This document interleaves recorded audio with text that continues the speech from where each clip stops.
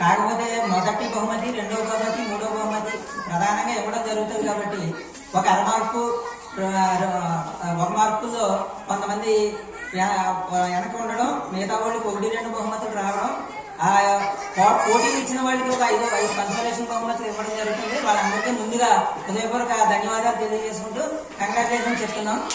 ముందుగా వారి పేరు చదువుతాం, వాళ్ళందరూ వచ్చి బహుమతి అందుకోవాల్సిందిగా ప్రార్థిస్తున్నాం. కన్సలేషన్ బహుమతుల్లో మొదటి విజేత కుందూరు లక్ష్మి గారు. కుందూరు లక్ష్మి గారు కన్సలేషన్ బహుమతుల్లో మొదట చక్కగా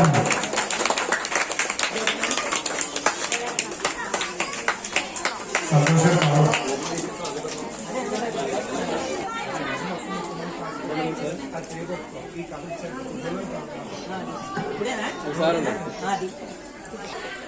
మరి ప్రత్యేక అభినందనలు.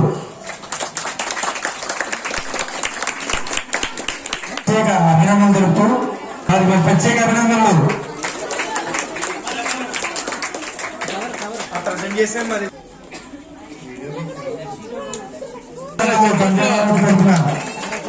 కన్సలేషన్ బహుమతిలో మూడో విజేత జోగులవారి గారు మరి కంపెనీ యొక్క చేతుల మీద ప్రత్యేక అభినందనలు తెలుపడం జరుగుతుంది.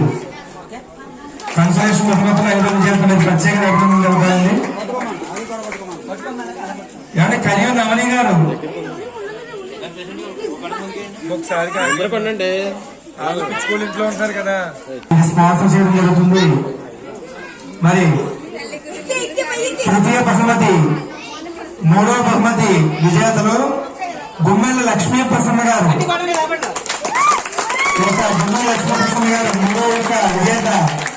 వారికి కూలని హాటు జబ్బు ఇవ్వడం జరుగుతుంది. మరి కంపెనీ వారికి ప్రత్యేక విధంగా ఇవ్వడం జరుగుతుంది.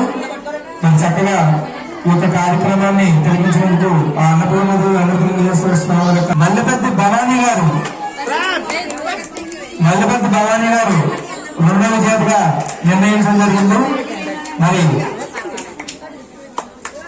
కంపెనీ వారికి ప్రత్యేక అభినందనలు చెప్పాలని అనుకుంటున్నాం. చక్కగా రెండవ విజేత మల్లెపత్తి భవానీ గారు.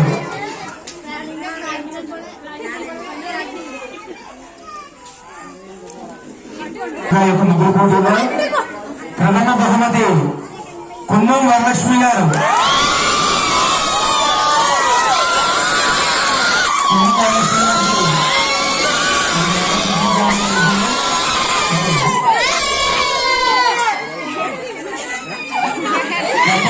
చెప్పట్లేదు.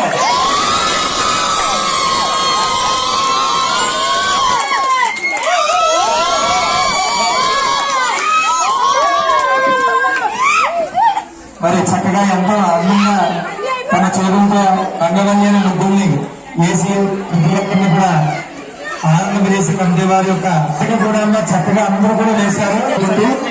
మరి అదేవిధంగా పుచ్చి ఆటల్లో బహుమతులు